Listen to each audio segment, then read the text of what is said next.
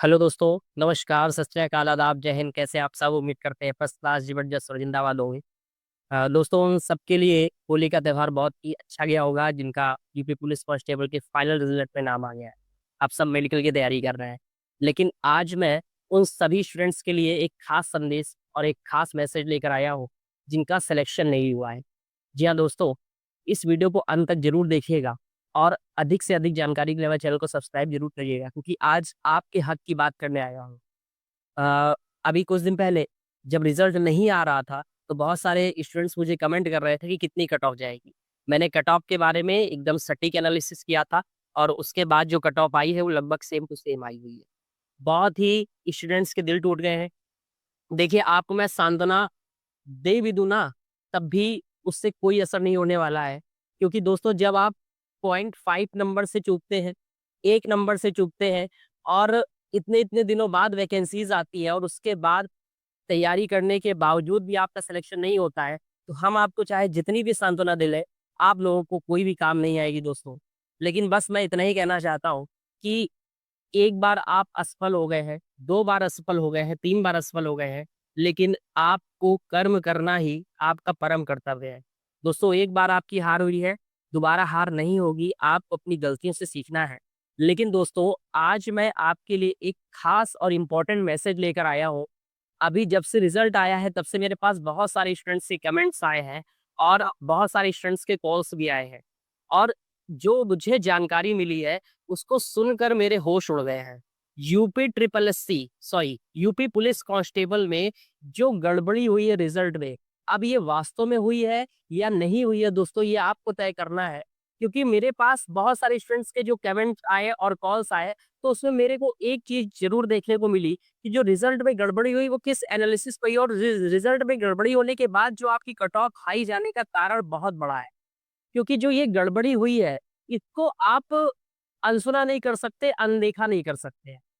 दोस्तों, जो SC category की लिस्ट आई है, आपको पता है यूपी पुलिस कांस्टेबल में सब में अलग-अलग लिस्ट दी गई है।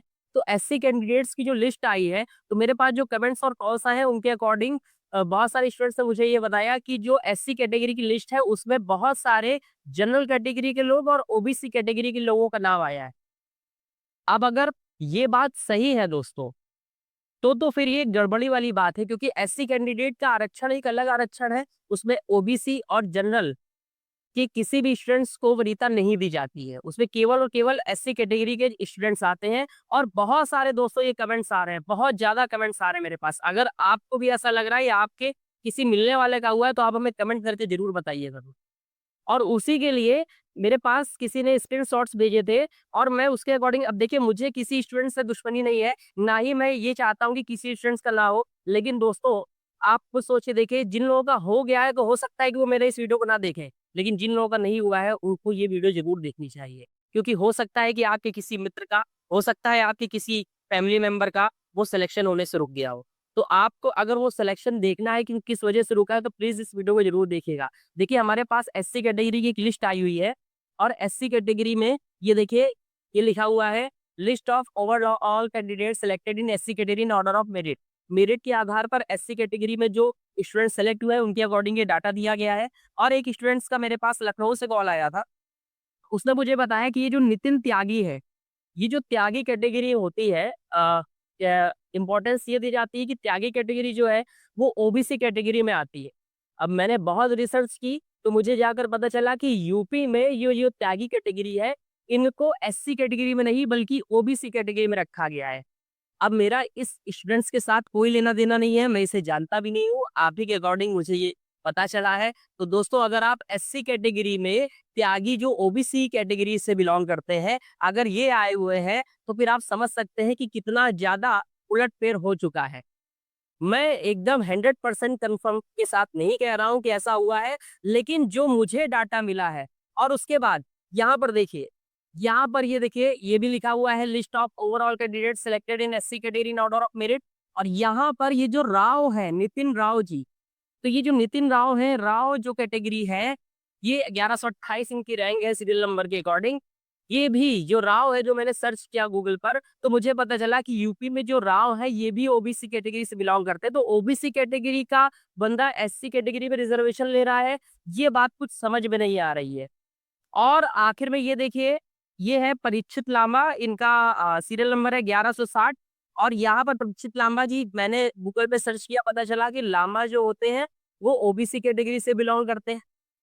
दोस्तों ये एससी कैटेगरी की लिस्ट है, जिसमें ओबीसी कैटेगरी के मेंबर्स आ रहे हैं। और अभी बहुत सारे स्टूडेंट्स का कॉल आया कि जनरल कैटेगरी में भी इन्होंने ले लिया है। अब मैं उनके पास, मेरे पास इतना डाटा तो नहीं था। और ये देखिए यहाँ पर ये जो दास दिया हुआ है, सुखदास जी, तो ये जो दास जी है, मैं फिर से कह दूं, मेरा स्टूडेंट्स के साथ कोई लेना देना नहीं है। जो आपके कमेंट्स आए मैं उनके अकॉर्डिंग ये वीडियो बना रहा हूँ। 485 सीरियल नंबर है, एससी कैटेगरी की लिस्ट है। और उसमें ये जो दास जी है वो भी ओबीसी कैटेगरी से बिलोंग कर रहे हैं, और ये ओबीसी कैटेगरी में होने के बावजूद एससी कैटेगरी में इनका रिजर्वेशन हो चुका है। और इसी तरह से बहुत सारे कमेंट आए थे कि ओबीसी कैटेगरी में भी जनरल के कुछ बच्चे आ चुके हैं। तो अगर ओबीसी कैटेगरी में जनरल के बच्चे आ चुके हैं तो फिर फायदा ही क्या हुआ इस रिजर्वेशन का। तो अगर मैं यूपी कांस्टेबल आयोग से यही कहना चाहता हूँ, जिन्होंने ये परीक्षा कराई है, कि प्लीज इस चीज को चेक किया जाए। और क्योंकि बहुत सारे, एक दो स्टूडेंट्स के कॉल्स नहीं आए हैं, बहुत सारे स्टूडेंट्स के कॉल्स आए हैं, बहुत सारे स्टूडेंट्स के मैसेजेस आए हैं। और अगर आपको भी ये लग रहा है कि आपके किसी मिलने वाले का एससी कैटेगरी में ओबीसी था, एससी कैटेगरी में हो गया, या जनरल था ओबीसी कैटेगरी में हो गया है, तो प्लीज आप हमें लिख कर जरूर भेजिएगा। इसके लिए जरूर कुछ ना कुछ किया जाएगा। दोस्तों यही एक कारण नहीं है कि आपकी कट ऑफ बहुत ज्यादा हाई गई है। तो मैं सबसे मिलकर यही कहना चाहता हूँ कि सभी लोग मिलकर इस चीज के लिए आवाज उठाए। जो ये रिजर्वेशन की लिस्ट है, इसको पुनः एक बार चेक किया जाए और उसके बाद ही ये चीजें निकाली जाए। अब दूसरा जो स्टूडेंट्स के साथ सबसे बड़ा धोखा होने जा रहा है या हो रहा है दोस्तों, वो स्टूडेंट्स के साथ धोखा ये है कि जब आपकी 60,244 पोस्ट है, आपकी 60,244 भर्ती यहाँ पर आई हुई है, तो 60,244 भर्ती में आपको मेडिकल के लिए 60,244 स्टूडेंट्स ही बुलाए गए हैं। मैं बस इस प्रणाली से, इस आयोग से केवल एक ही बात पूछना चाहता हूँ कि क्या 60,244 में से 60,244 पूरे के पूरे मेडिकली फिट होंगे? जहाँ पर एसएससी सीजीएल, एसएससी एमटीएस, जितनी भी एसएससी की वैकेंसियां हैं, या बैंक की वैकेंसीज है, या किसी भी अन्य, या एमपी में उठा के कोई वैकेंसी देख लीजिए, केवल यूपी की पुलिस प्रणाली में ऐसा क्या है कि 60,244 पोस्ट के लिए केवल 60,244 बच्चों को फाइनल रिजल्ट के लिए सेलेक्ट किया जाता है। उनकी रिजर्व लिस्ट नहीं आती है, उनकी सेकेंड लिस्ट का कोई प्रावधान नहीं है। अब आप थोड़ा सा, अगर आप थोड़ा सा पेशेंस रखते हैं और थोड़ा सा आप अगर दिमाग लगाते हैं, तो मैं बस प्रणाली से और आयोग से ये बात करना चाहता हूँ कि 60,244 पोस्ट के लिए 60,244 स्टूडेंट्स को बुलाया गया है। इसमें से मैं मानकर चलता हूँ, जो पिछली बार भी हुआ था, कि 3 से 4 हजार जो स्टूडेंट होंगे वो आपके मेडिकली अनफिट होंगे। ये तो 100% बात है कि 60,000 में से 3-4 हजार स्टूडेंट्स जो होते हैं वो मेडिकली अनफिट होते हैं। अब दोस्तों अगर ये 3 से 4 हजार वैकेंसीज खाली रह जाती है, आप इमेजिन करके देखिए कि 60,244 जब पोस्ट निकली हुई है, तो सरकार को क्या चाहिए? सरकार को चाहिए कि 60,244 पोस्ट भरी जाए। ये ना किया जाए कि जितने बच्चे मेडिकली अनफिट हो गए हैं उनको बाहर कर दिया जाए। अब आप सोचिए 60,244 में से 4 हजार स्टूडेंट्स अगर बाहर होंगे, तो यूपी पुलिस में केवल 56,000 वैकेंसीज भरी जाएंगी, 4 हजार वैकेंसीज खाली पड़ जाएंगी। दोस्तों वीडियो को अंत तक जरूर देखिएगा, और जितना हो सके आपके हाथ की बात कर रहे हैं तो इसको शेयर जरूर करिएगा दोस्तों। 56,000 वैकेंसीज भरी जाएगी, 4 हजार वैकेंसीज खाली पड़ी रहेगी। मुझे ये नहीं समझ में आता है कि 2018-19 में भी यही हुआ था और अभी भी यही हो रहा है। तो इसके लिए मैं सरकार से हाथ जोड़कर एक आग्रह करना चाहता हूँ कि प्लीज इस चीज को देखिए, इस चीज को जानिए, और स्टूडेंट्स आप इस वीडियो को शेयर करिए ताकि बहुत लोगों तक ये वीडियो पहुंचे और सरकार तक हमारी बात पहुंच सके कि 4 हजार वैकेंसीज जो खाली है उसको खाली ना रहने दिया जाए। क्योंकि एक वैकेंसी, अगर कोई एक बच्चा किसी परिवार से सेलेक्ट होता है तो केवल वो अपना भला नहीं करता है, उसके साथ मैं मान के चलता हूँ max to max minimum to minimum चार जो लोग होते हैं वो प्रभावित होते हैं। 4 लोगों की जिंदगी सफल हो जाती है, 4 लोगों को जिंदगी में सक्सेस मिल जाती है, उनकी जिंदगी कामयाब बन जाती है।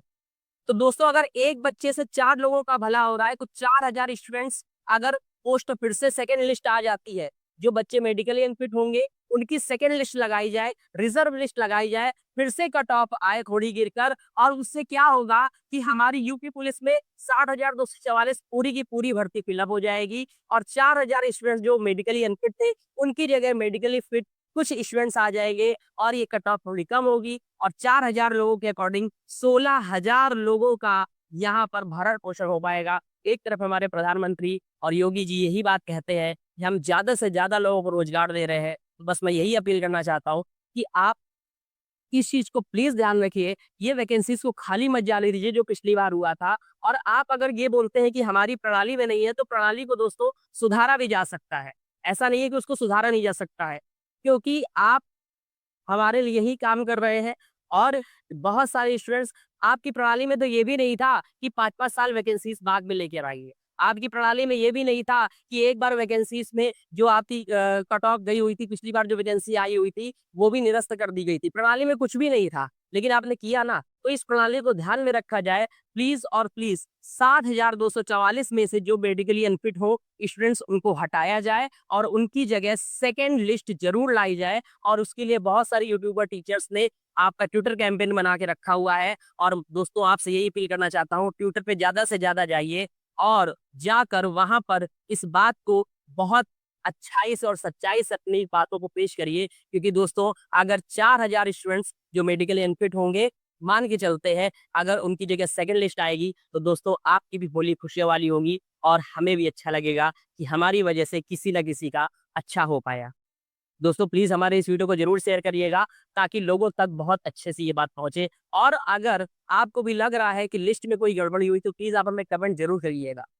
अब बात आती है नॉर्मलाइजेशन की, कि आखिर नॉर्मलाइजेशन किस अकॉर्डिंग मिला है। तो दोस्तों मैंने आपको नॉर्मलाइजेशन का वीडियो बनाया था और मैंने एक बात चिल्ला चिल्ला कर कही थी कि डिपेंड कर रहा है कि आपके राइट कितने हैं, आपके राइट कितने हैं और आपके रॉन्ग कितने। तो मेरे हिसाब से जो स्टूडेंट्स की कमेंट आ रहे हैं कि उनके रॉन्ग के अकॉर्डिंग उनके बहुत से नंबर डूब गए हैं, बहुत सारे नंबर्स नहीं मिले हैं। अब असली पता तो तभी चलेगा जब स्कोर कार्ड आएगा। दोस्तों हमसे और हमारे चैनल से जुड़े रहिएगा। हमारे द्वारा दी गई इन्फॉर्मेशन अच्छी लग रही है, चैनल को सब्सक्राइब कर लीजिए, वीडियो को लाइक कर लीजिए और अधिक से अधिक शेयर कर लीजिए। इसमें आप ही लोगों का फायदा होगा। तब तक के लिए नमस्कार। हमारे नए वीडियो का वेट जरूर करिएगा। जय हिंद।